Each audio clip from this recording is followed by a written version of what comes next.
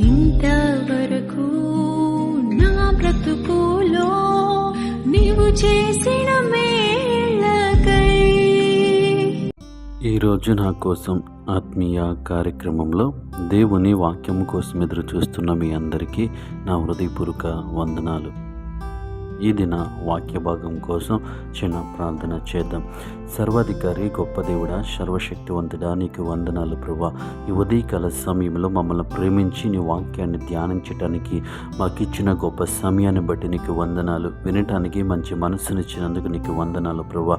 నీ వాక్యపు వెలుగులోంచి మా అందరితో మాట్లాడమని యేసు నామములో అడుగుచున్నాము తండ్రి, ఆమేన్. ఈరోజు దేవుని వాక్యము సామెతల గ్రంథము 12వ అధ్యాయము 25వ వచనము. సామెతల గ్రంథము 12వ అధ్యాయము 25వ వచనము. ఒకని హృదయములోని విచారము దాన్ని కృంగచేయును.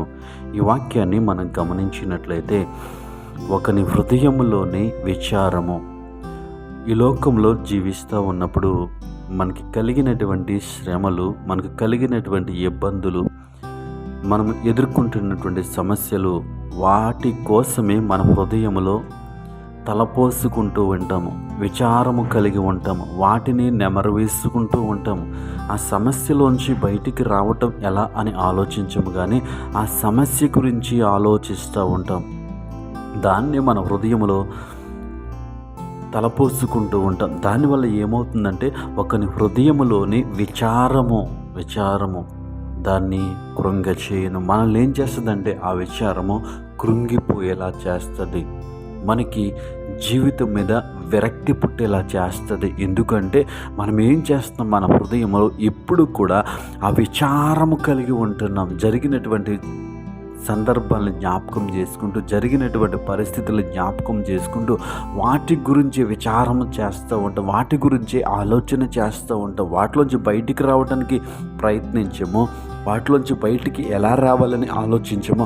అయ్యో ఇలా జరిగింది, అయ్యో ఇలా జరిగింది, అయ్యో ఇలా జరిగింది, వాటి గురించి నెమరు వేసుకుంటూ మన హృదయం ఏమైపోతుందంటే, మనం ఏమైపోతున్నామంటే కృంగిపోతున్నాం. ఈరోజు అనేక మంది వారి జీవితంలో ఎదుర్కొంటున్నటువంటి సమస్యల్లోంచి బయటికి రాలేకపోవటానికి కారణం ఏంటి అంటే, వారి సమస్యల గురించి వాళ్ళ హృదయంలో విచారము కలిగి ఉండటం, వాటి గురించి ఆలోచన చేస్తూ ఉండటము, వేరే ఆలోచన లేక వాటి గురించి ఆలోచన కలిగి ఉండటము వల్ల వారిని ఏం చేస్తారంటే కృంగిపోతూ ఉన్నారు. ఈ ఉదయకాల సమయంలో ఈ మాటలు వింటున్న ప్రియ సహోదరి సహోదర, ఒకని హృదయంలోని విచారము దాన్ని కృంగచేయును. కాబట్టి మనము కృంగిపోవటానికి, మన హృదయము కృంగిపోవటానికి, మనకి జీవితం మీద ఆశ లేకపోవటానికి కారణం ఏంటి అంటే, మన హృదయంలోని విచారము. ఎప్పుడో జరిగిపోయిన విషయాలు,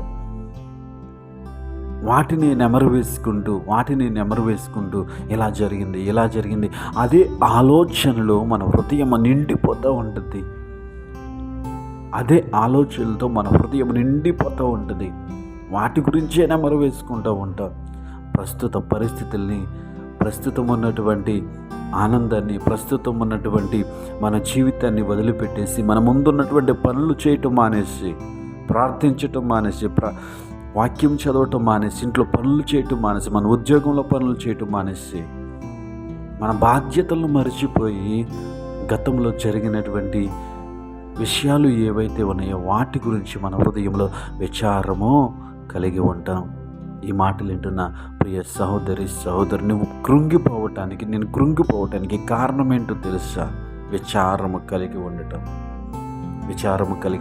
ఆ విచారము మన జీవితాల్లో ఏం చేస్తుందంటే కృంగజేస్తుంది. కాబట్టి ఈ మాటలను బట్టి ఒక్కసారి మనం పరిశీలన చేసుకుందాం. మన హృదయంలో ఉన్నటువంటి విచారమును దేవునికి అప్పగించినట్లయితే, మన హృదయంలో ఉన్నటువంటి విచారం ఆయన పాదాల చేత విడిచిపెట్టినట్లయితే మనము సంతోషంగా జీవించగలం.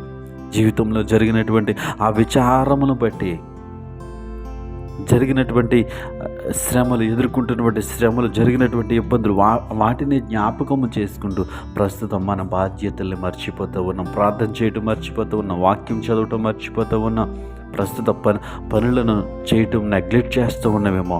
ఈ ఉదయకాల సమయంలో దేవుని వాక్యము సెలవిస్తుంది, ఒకని హృదయంలోని విచారము దాన్ని కృంగచేయను. కాబట్టి అటువంటి కృంగిపోయిన పరిస్థితుల్లో ఉంటే ఆ విచారాన్ని, దాని గురించి ఆలోచించటం మానేసి ఆ విచారమును దేవుని పాదముల చెంత పెట్టి దేవుని సన్నిధిలో సంతోషించటానికి దేవుడు మనందరికీ కృప చూపించునుగాక. పరిశుద్ధుడా, గొప్ప దేవుడా, భూమి ఆకాశములను సృష్టించిన మా గొప్ప దేవా, నీకు వందనాలు. ఉదయకాల సమయంలో మాలో ఉన్నటువంటి విచారం గురించి మాతో మాట్లాడ. ఆ విచారం వల్ల మేము కృంగిపోతున్నాం. అవును ప్రభువా, మా పనులను, మా బాధ్యతలను మర్చిపోతూ ఉన్నాం, నీకు సమీపముగా ఉండలేకపోతూ ఉన్నాం. ఈ సమయంలో తండ్రి, ఈ వాక్యం ఏంటన్నా ప్రతి బిడ్డ జీవితంలో ఉన్న విచారమును తీసివేసి ప్రభువా సంతోషంతో, ఆనందంతో నింపమని యేసు నామములో అడుగుచున్నాను తండ్రి. ఆమేన్.